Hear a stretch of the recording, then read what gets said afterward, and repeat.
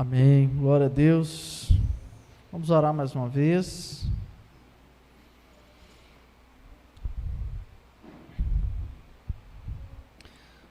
Pai Santo, glorioso e exaltado, nós te adoramos nessa noite, Pai. Muito obrigado, Pai, pela tua fidelidade. Obrigado porque o Senhor tem cuidado de nós. O Senhor é o nosso Deus, é o nosso Pai, em quem podemos confiar, porque o Senhor não muda e a sua palavra também não muda. O Senhor é o Deus Todo-Poderoso e a tua palavra é viva, é poderosa e é eficaz. Pai Santo, nós colocamos diante de ti mais uma vez, Pai, a nossa vida, nossa mente, nosso coração a ti, Pai, nessa noite, para que o Espírito do Senhor tenha toda a liberdade de nos ensinar, de nos curar, de nos transformar. Ministra-nos, meu Pai, ministra-nos pela tua palavra, para que sejamos, Pai querido, a igreja que o Senhor nos criou para ser, para que o teu nome seja glorificado em nós e através de nós, para que o Senhor receba toda a honra, glória e louvor que é devido ao teu nome para todo sempre. Pai Santo, que o Espírito do Senhor tenha a liberdade de falar comigo e de falar através de mim, Pai. Ensina-nos, meu Pai, pelo teu grande poder e pela tua graça, Pai. Ensina-nos, Pai, por amor de ti, por amor do teu nome. Em nome de Jesus, te pedimos e te adoramos. Amém e amém. Obrigado. Queridos, o título dessa palavra, dessa ministração é a missão de Deus e a missão da igreja. É muito importante nós entendermos esse assunto, porque tendo em vista que a palavra de Deus para nós como igreja esse ano foi uma grande pesca, uma grande colheita, nós precisamos saber por que Deus nos dará, ou Ele quer nos dar e nos dará uma grande pesca, uma grande colheita. Se não houvesse um motivo, não haveria por que Deus fazer isso, mas Ele tem um motivo, e é por isso que Ele nos escolheu. Ele escolheu esse povo, esses irmãos que estão aqui, e por causa disso nós vamos então meditar nesse assunto, e para isso eu convido você a abrir sua Bíblia comigo, em Gênesis capítulo 1, versículo 26 e 27, os irmãos podem ficar sentados mesmo. Eu estou usando aqui a NAA, nova tradução, Nova Almeida atualizada, e diz assim: e disse Deus, façamos o ser humano à nossa imagem, conforme a nossa semelhança. Tenha ele domínio sobre os peixes do mar, sobre as aves dos céus, sobre os animais domésticos, sobre toda a terra e sobre todos os animais que rastejam pela terra. Assim Deus criou o ser humano à sua imagem, a imagem de Deus o criou, homem e mulher os criou. Querido, esses versículos, esses dois versículos, eles são elementares para compreendermos de fato o que é que Deus está fazendo. Quando a gente olha os versos anteriores de Gênesis, nós vemos que Deus ele criou várias coisas, ele cria uma sequência de coisas. Primeiro Deus cria a luz, depois ele cria os astros, ele cria os animais, ele cria as plantas. Deus cria muitas coisas, uma sequência. E a Bíblia separa isso, Deus separa isso em tempos que Deus chama de dias, ciclos, períodos de dias e noites. E aí nós temos o sexto dia, o dia em que Deus vai criar o ser humano, e o sétimo dia diz que Deus descansou porque Ele terminou. Deus, Ele criou tudo antes do sexto dia, aquilo que Ele criou antes, Ele criou porque Ele estava começando algo no sexto dia. E é isto que Ele vai criar no sexto dia. Os versículos que lemos, versículo 26 e 27 de Gênesis 1, fala a respeito do sexto dia, o dia da criação da humanidade. E aqui nós precisamos, olhando para o texto, eu gostaria que deixasse aberto, se possível, aí versículo 26, e a gente vai ver o que Deus de fato está falando nesse texto. A primeira coisa que nós precisamos observar é que as outras coisas Deus criou através da sua palavra, e Ele disse, Ele deu uma voz de comando dizendo: haja luz, houve luz, haja isso, e aquilo que Ele disse que era para existir, a palavra de Deus desencadeou num processo construtivo tal, que aquilo que Ele disse que era para existir, veio a ser do jeito que Ele queria. E o processo que Deus usou, o meio que Deus usou para iniciar esse processo e desenvolver esse processo construtivo foi a sua palavra. E agora aqui nós temos algo diferente. Essa palavra façamos, ela é um processo. Façamos o ser humano à nossa imagem. Deus está falando de um processo. Ele está deixando explícito que Ele está começando um processo de criação. O processo de criar não um indivíduo, é o ser humano, é a humanidade. Mas não é todas as pessoas, é um tipo de gente, que a gente vai ver um pouco mais para frente. Deus Ele começou um processo. Esse é um processo. E aí Ele também diz, essa palavra, por exemplo, façamos, ela é usada quando a Bíblia fala sobre a árvore, ela dar um fruto.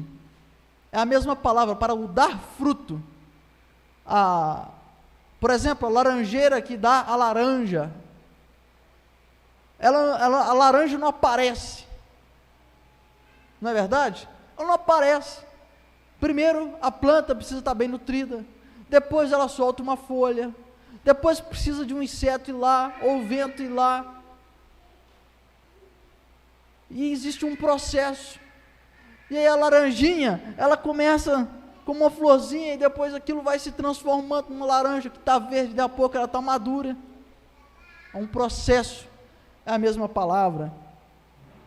Tem a ver com fabricar, modelar, construir, edificar. E é interessante que nos versículos anteriores, uma vez que Deus disse, os versículos anteriores, vamos pegar aí, volta um pouquinho, verso 25, deixa eu ver, está aqui, 25, e Deus fez os animais selvagens. Essa palavra fez, também é fabricar, só que esse processo de criação do fez, ele foi iniciado pela palavra de Deus,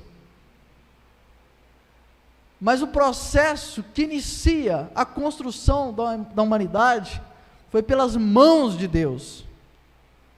É diferente, é especial, tem um toque de Deus, tem um envolvimento de Deus em modelar a humanidade conforme Ele mesmo.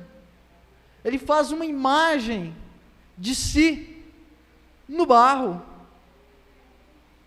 mas Ele não apenas faz a imagem de si no barro com as próprias mãos, ele dá vida ao boneco de barro, uma vida que é a sua própria vida.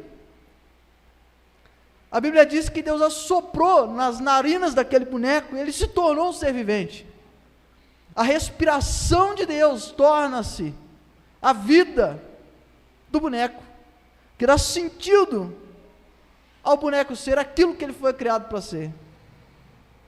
Não foi apenas, aqui não foi a palavra de Deus que desencadeou no seu processo construtivo, mas foi a mão de Deus que começou, e é a vida de Deus no boneco que o faz ser essa imagem e essa semelhança dele.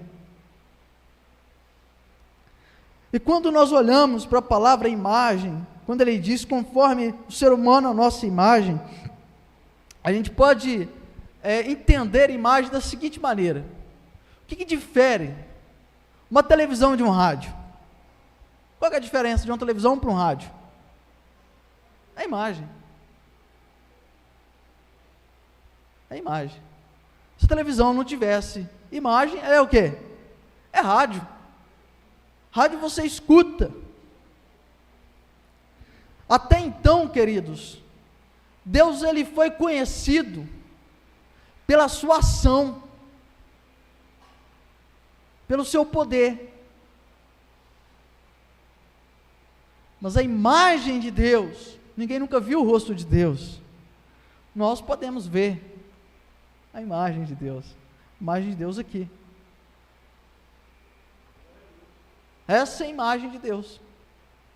É por isso que Deus não aceita nada que se diga, esse é Deus, nenhuma imagem de escultura, nem nada parecido com o sol, com a lua, ou com um indivíduo. Porque você pode fazer imagem do Marcelo, não pode? Pode, você tira uma foto dele, você tem imagem dele. Pode fazer uma escultura do Marcelo? Pode. Mas o indivíduo, ele não representa a imagem de Deus. Ele não pode representar a imagem de Deus. Porque a imagem de Deus não é um indivíduo. Ela é o quê? Versículo 26. Uma humanidade. Não é um indivíduo. É uma humanidade. E aí a Bíblia nos dá alguns textos sobre imagem. Por exemplo, se a gente ler aqui versículo Gênesis 9, 6.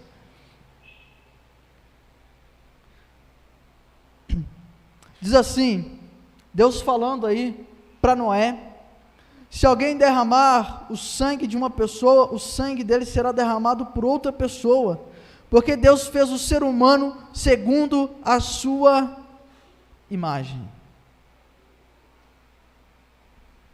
O versículo anterior falava sobre beber sangue de animais. A implicação disso era uma. Mas a implicação do se tirar a vida de uma pessoa é algo muito mais sério, porque o animal não foi feito à imagem de Deus, mas a humanidade foi feita à imagem de Deus. Nós temos um outro texto que é em Ezequiel 23, 14.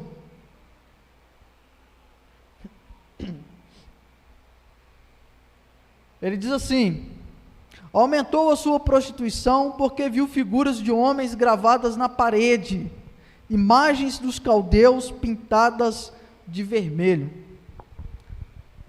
O contexto aqui para nós não é tão importante nesse momento, mas é para os irmãos verem que a palavra imagem aparece aqui, ó. Viu figuras, aqui ó, imagens, figuras não, imagens dos caldeus pintadas na parede. Então, imagem, o que Deus está falando sobre o ser humano ser a nossa imagem, Ele está falando de uma expressão visível. Ele viu imagem aonde? Na parede. É uma expressão visível. A expressão visível de Deus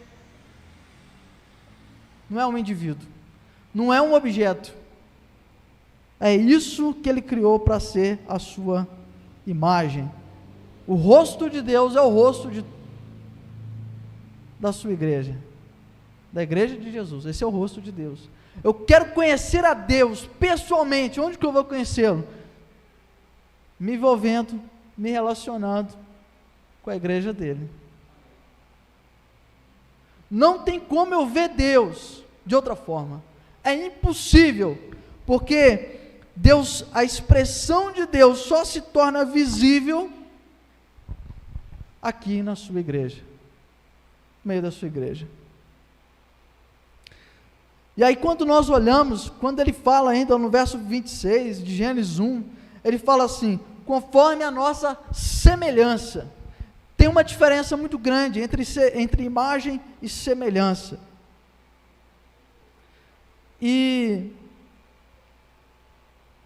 aqui quero trazer um versículo aqui para a gente entender isso. Está em 2 Reis 16:10. 2 Reis 16:10. Diz assim: então o rei Acaz foi a Damasco para se encontrar com Tiglat-Pileser, rei da Síria. Ao ver ali um altar, enviou o sacerdote Urias o modelo do altar e a planta segundo o qual tinha sido feita. Essa palavra aqui, olha, modelo, planta, é semelhança. O que é uma planta de uma construção? A planta não é a imagem da construção. Você olha para uma planta, você vê a construção? Não vê. Pensa, hoje em dia tem muito assim, aquele projeto em 3D, né? Mas pensa no projeto em 2D. Antigamente, feito à mão, na década de 90 ali, 92, pensa na cidade de Brasília, o projeto da cidade de Brasília construído ali à mão.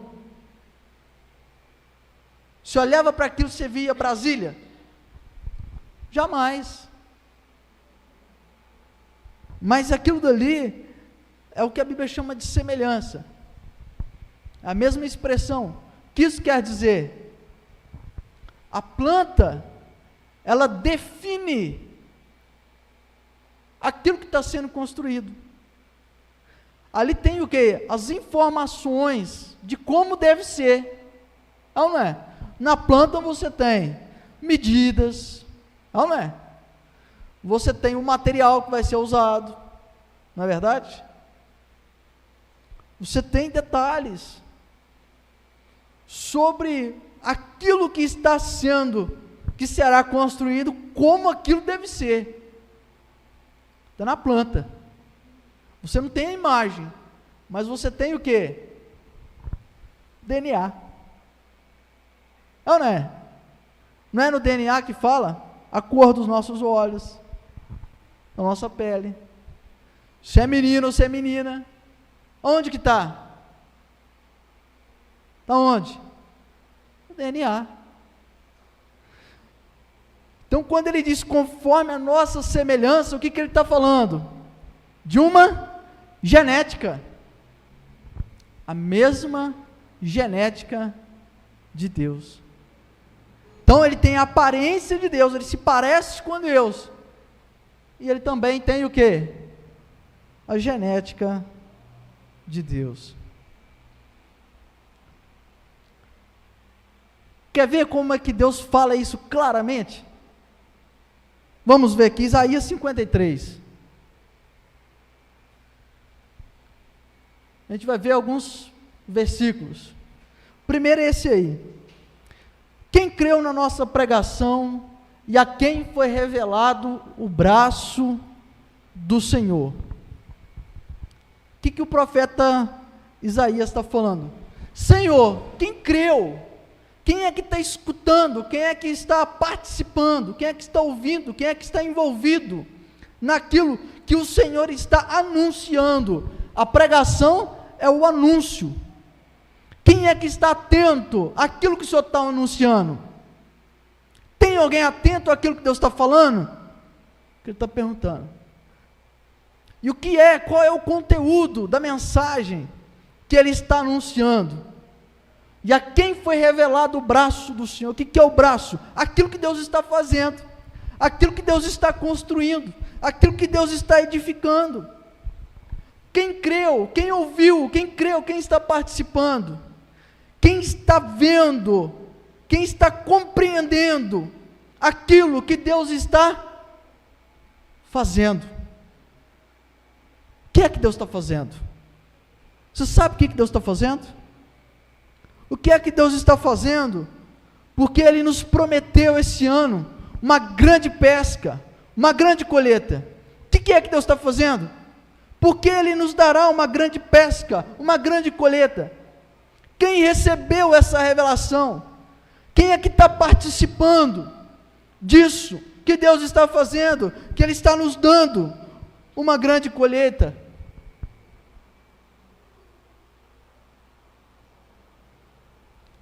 Vamos um pouco adiante aí que a gente vai ver alguma coisa, um pouco mais um pouquinho, mais um pouquinho. No meu aqui não está o versículo específico, deixa eu ver.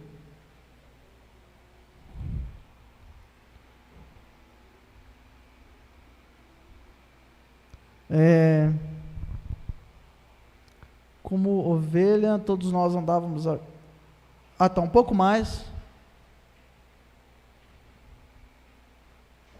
um, está aqui. Pela opressão e pelo juízo ele foi levado, e de sua o quê? O que está escrito aqui? Linhagem. O que é linhagem?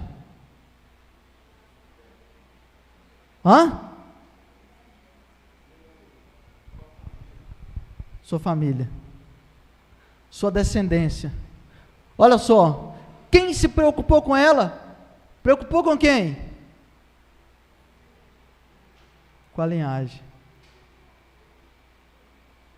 O profeta está falando, ele começa perguntando: Senhor, quem ouviu a mensagem do Senhor?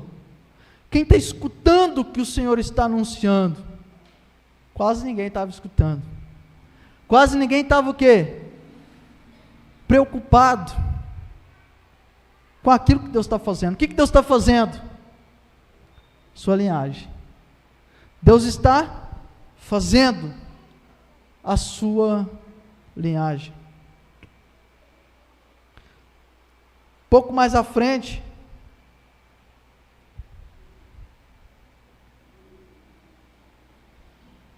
mais um. Olha só. Todavia, ao Senhor agradou esmagá-lo e fazendo-o sofrer.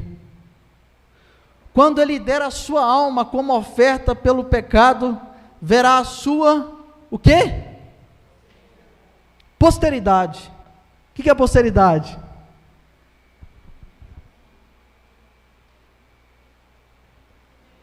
O que é? Está vendo? Ele está falando de novo da mesma coisa. E prolongará os seus dias, e a vontade do Senhor prosperará nas suas mãos. O que é que Deus está fazendo? O que é que Deus está fazendo? Deus está construindo, edificando a sua família. E é por causa da família dele. É por causa da família dele que Ele nos dará uma grande pesca, uma grande colheita. Qual é a missão de Deus? A missão de Deus é construir a sua família. Deus está nessa missão, em edificar a sua família, em resgatar os seus filhos ainda dispersos pela terra. Deus está reunindo a sua família, Ele está realizando ela, e Ele a realizará. Ele a realizará. E Ele nos dá o privilégio de participar daquilo que Ele está fazendo, de algumas maneiras. E essa é a missão da igreja. Daqueles que foram resgatados, eles têm uma missão. Qual é a missão? A missão deles envolve em participar daquilo que Deus está fazendo, que é edificando, que é construindo, consolidando, resgatando os seus filhos, a sua família. Em Atos 1:8, não precisa abrir, a Bíblia diz assim: mas vocês receberão poder ao descer sobre vocês o Espírito Santo, e serão minhas testemunhas, tanto em Jerusalém, como em toda a Judéia e Samaria, e até os confins da terra. Essa é a missão da igreja, ser a testemunha.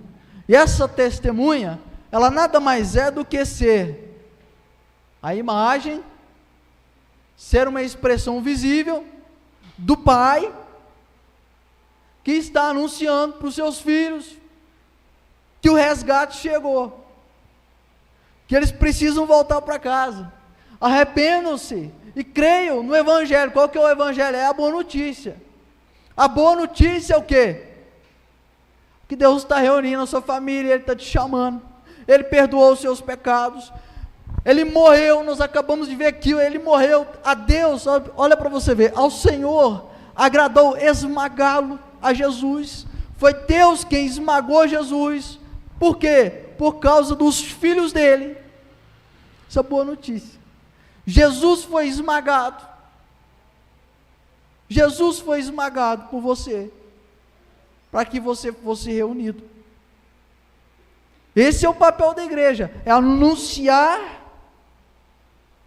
e ser o meio que Deus opera, que Ele edifica, que Ele santifica a sua família. E aqui, meus irmãos, nós vamos meditar um pouco sobre quais são as implicações ou as aplicações dessa verdade para nós. A primeira delas é que a missão de Deus não é eu, não é você, não é a minha história, a sua história, como indivíduos. Não é. Não é. Deus não está preocupado com o que aconteceu comigo, com o que vai acontecer comigo. Isso aí, Deus não está preocupado com isso. Deus não está focado nisso. Deus está vendo a sua igreja. O olho de Deus não está em nós como indivíduos. Ele está em nós como uma família. O olho de Deus está em nós como uma família. Então, quando Ele nos resgata para ser uma família. Não é para a gente ser um adorador dele, isolado, sozinho. Eu vou servir a Deus aqui, Jesus me resgatou, e agora eu vou ser crente, eu creio nele, etc. Tudo aqui na minha casa, tal, sozinho. Não, nada disso. Ele nos resgatou para ser uma família. É para ser uma família. Não é para ser um indivíduo lá.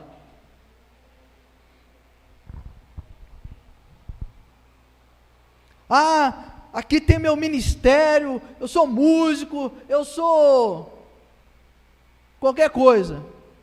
Esse é o meu chamado. Não, o seu chamado é primeiro, é para ser família. É para ser irmão. É para resgatar os irmãos. Esse é o nosso chamado primeiro. Depois disso, tem outros detalhes, tem outras notas de rodapé, privilégios que Deus nos dá, maneiras diferentes que Deus nos dá, para ser instrumento dele para resgatar os irmãos que estão perdidos. Mas o nosso chamado é ser uma família, esse é o nosso chamado, essa é a missão de Deus.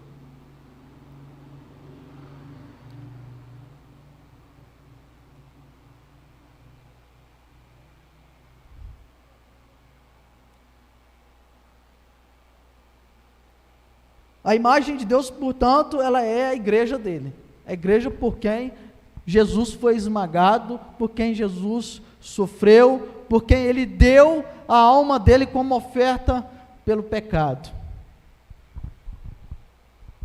Essa é a imagem dele, é a igreja, é a família, são as pessoas, tá?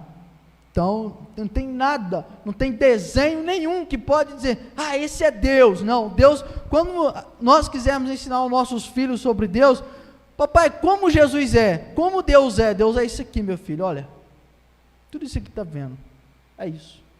Nós ainda somos imperfeitos, mas o seremos como Ele é, perfeitos como Ele é. Porque seremos perfeitos como Ele é e não somos agora. Por quê? Porque Deus está fabricando, modelando a sua família, ela ainda não está pronta. É por isso que Deus, quando Ele criou Adão, Ele colocou Adão no jardim e deu para ele a escolha do fruto da árvore da vida e do fruto da morte. Deus já não deu ele com vida eterna. Ele não tinha vida eterna.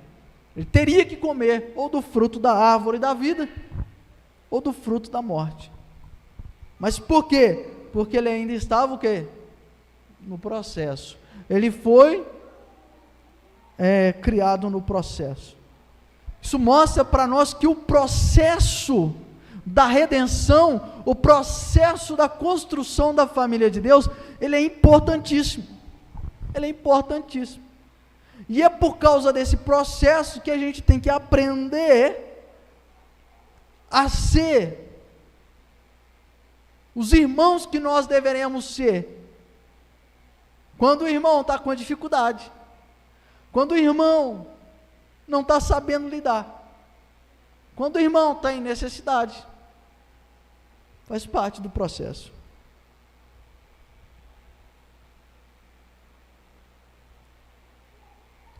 Portanto, queridos, nós precisamos valorizar a igreja local. Essa aqui é uma expressão menor de Deus. Essa é a menor expressão. É aqui que Jesus está. É aqui que Ele se revela. O reinado, a gente viu no versículo 27 de Gênesis 1, que ele fala assim: assim Deus criou o ser humano à sua imagem, a imagem de Deus os criou, homem e mulher os criou. Aliás, no verso 26, quando ele fala assim: tenha ele domínio sobre os peixes do mar, sobre as aves do céu, sobre os animais domésticos, sobre toda a terra e sobre todos os animais que rastejam pela terra. O domínio da criação não está na mão de um indivíduo. Volta lá. Isso. Olha só. Tenha ele quem? Ele está falando de quem? Ele está falando de Adão aqui? De Eva? Não.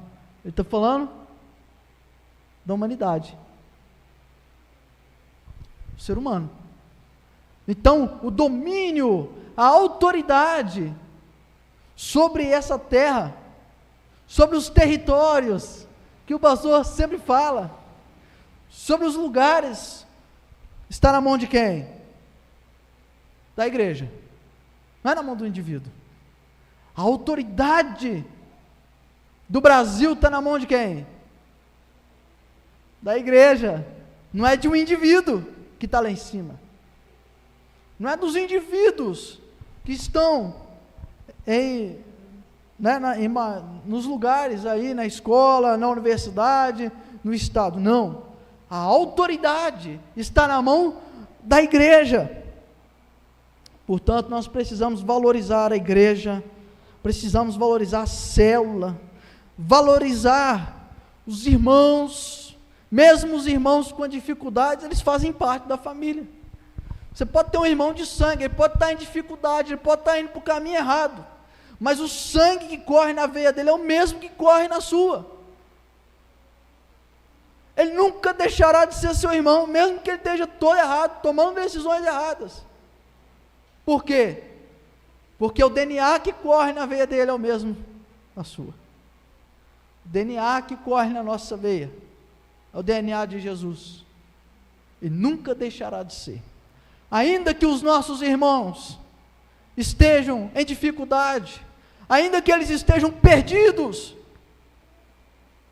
nunca deixará de ser nossos irmãos. E nós precisamos ser sensíveis para ser instrumentos de Deus, para resgatá-los na hora certa, do jeito certo.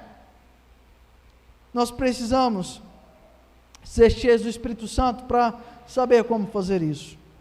A comunhão com os irmãos é importantíssima. Lá em 1 Coríntios capítulo 11,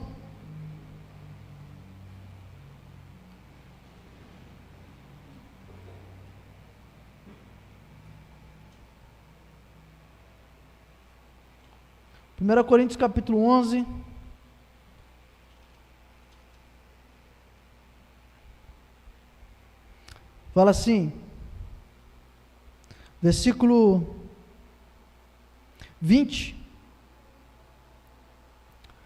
ele diz assim, olha, quando, pois, se reúnem no mesmo lugar, não é a ceia do Senhor que vocês comem, pode passar, porque quando comem, cada um toma antecipadamente a sua própria ceia, e enquanto um fica com fome, outro fica embriagado. Mais um. Será que vocês não têm casas onde comer e beber? Ou menosprezam a igreja? Menosprezam a igreja. Ele não está falando de menosprezar os indivíduos, mas é menosprezar a igreja de Deus, e envergonham os que nada têm. Que posso dizer a vocês? Devo elogiá-los? Nisso certamente não posso. Versículo seguinte. Mais um, por favor. Mais um.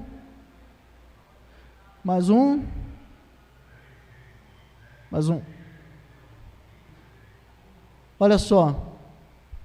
Por isso, aquele que comer o pão, beber o cálice do Senhor indignamente, será réu do sangue de Jesus. E aí, olha só, tem mais um versículo aqui, ó, versículo 29, 2 versículos para frente. Pois quem come e bebe sem discernir o quê? O que é o corpo? Qual que é o corpo de Jesus? A igreja.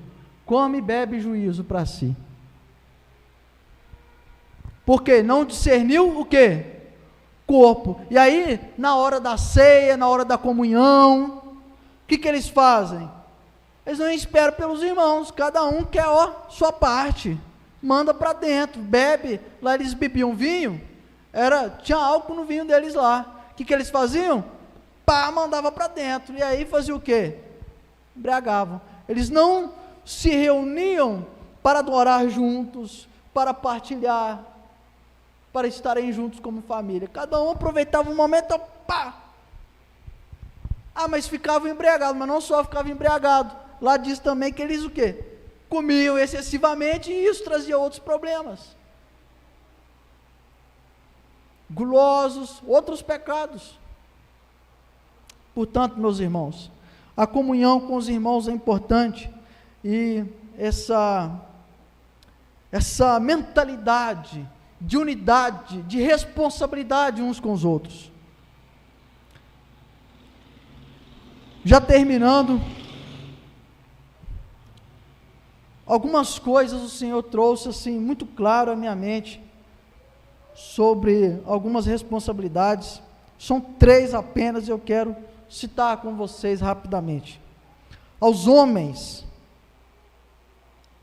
abre o seu coração, queridos, abre o seu coração para aquilo que Deus está falando nessa noite. Aos homens, querido, tem uma posição firme e constante de autoridade sobre a sua família, como Josué teve.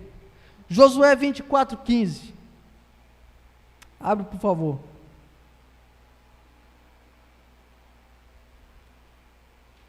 Olha só o que Josué diz. Próximo à travessia do Rio Jordão, ou seja, de entrar para desfrutar das promessas de Deus, tinha muita gente ali que estava indeciso quanto ao seu relacionamento com Deus e quanto à sua família. É isso que Josué está falando, olha só. Mas se vocês não quiserem servir o Senhor, escolham hoje, tome a posição, não fique em cima do muro, decida de uma vez por todas, escolham hoje a quem vão servir. Se os deuses a quem os pais de vocês serviram do outro lado do Eufrates, ou os deuses dos amorreus em cuja terra vocês estão morando, eu e a minha casa serviremos ao Senhor. Josué, como autoridade sobre Israel, ele fala assim: vocês têm que decidir. Para tomar posse das promessas de Deus, não tem negócio de indeciso, não tem gente em cima do muro, não tem gente faz, não faz, gente morno não, tem que ser decidido, e lá a promessa é para quem serve ao Senhor. Decidam hoje, fica para cá de uma vez, porque ela não serve para vocês.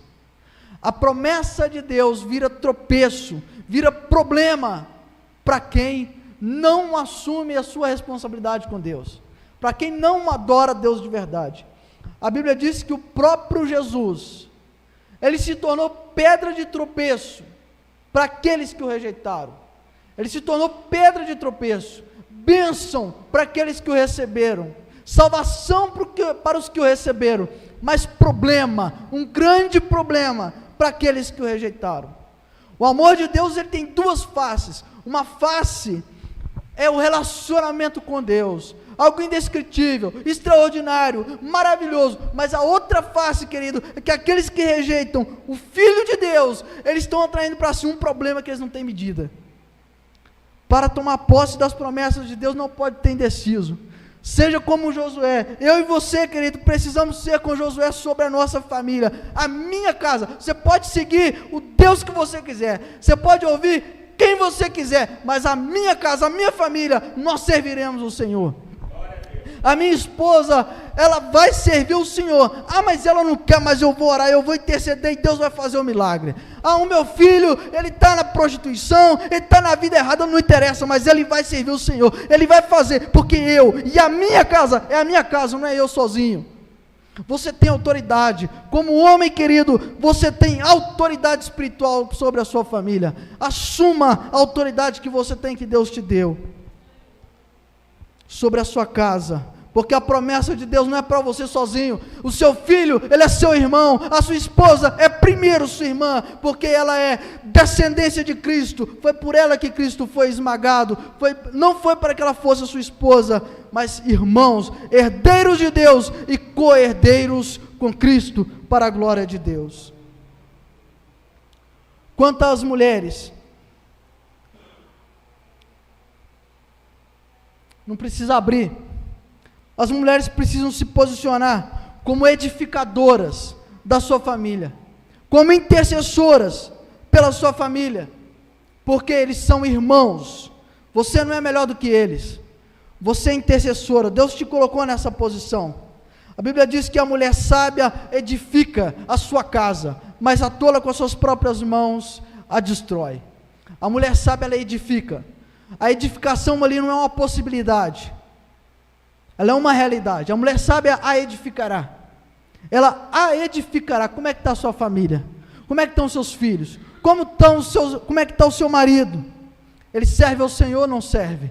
Se ele não serve ao Senhor ainda, se ele não assumiu a posição de Deus, de homem de Deus como ele deve ser, interceda por ele, interceda pela sua casa, porque essa é a promessa de Deus, essa é a palavra de Deus. A mulher sábia edifica a sua casa.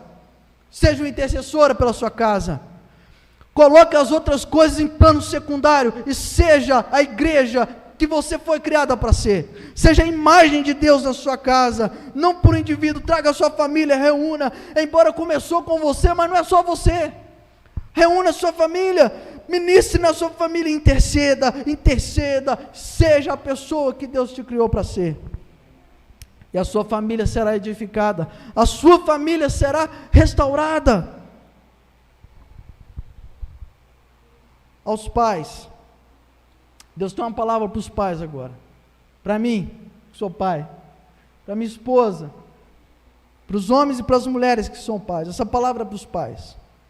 Salmo 127, 3.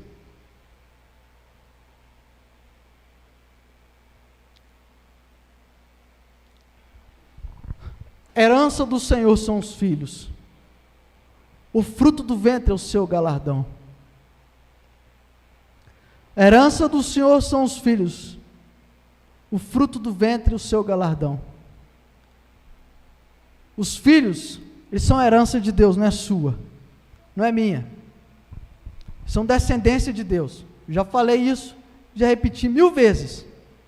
Eles são do Senhor, não são nossos. Você não tem filho, eu não tenho filho. São de Deus, são nossos. O fruto do ventre, seu galardão, nós emprestamos a nossa vida a Deus. As mulheres emprestam a sua barriga a Deus.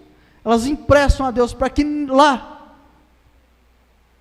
Deus gere o filho dele. Deus gere um filho dele. Se você não emprestar, ele vai trazer à existência o filho dele, que ele criou desde a eternidade por meio de outra pessoa. Não pensa que é galardão, é recompensa.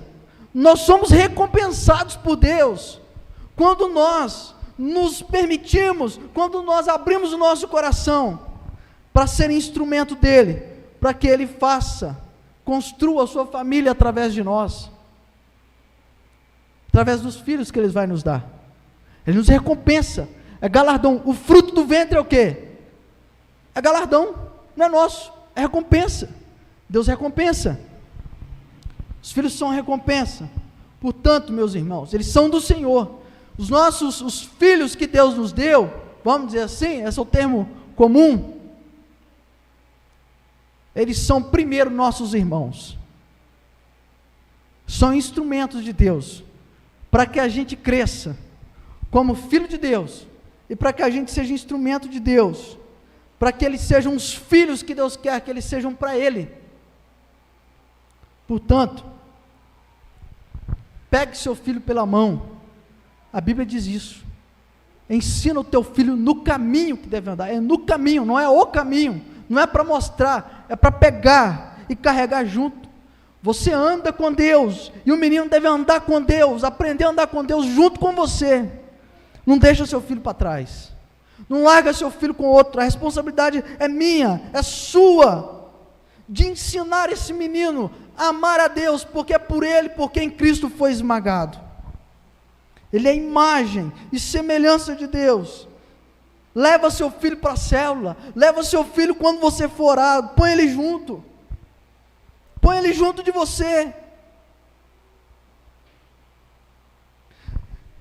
Esse menino, ele não será filho de Deus na sua velhice. Tem gente que acha assim, ele é meu agora, depois que ele decidir a vida dele, ele vai servir a Deus se ele quiser. Não, ele é filho de Deus desde a eternidade. Ele é meu irmão e seu irmão desde a eternidade, e eu tenho a responsabilidade de levá-lo, de ser instrumento de Deus, para que ele sirva a Deus com toda a sua vida, desde que ele chegou nesse mundo.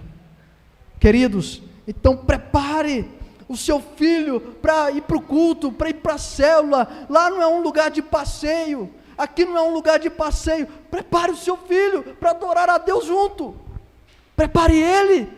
Esse é o nosso papel, de trazê-lo, senão nós vamos perder o galardão, nós vamos perder a recompensa de Deus, porque Deus nos deu o privilégio. Nós até deixamos ele ser gerado aqui, mas nós não assumimos a responsabilidade.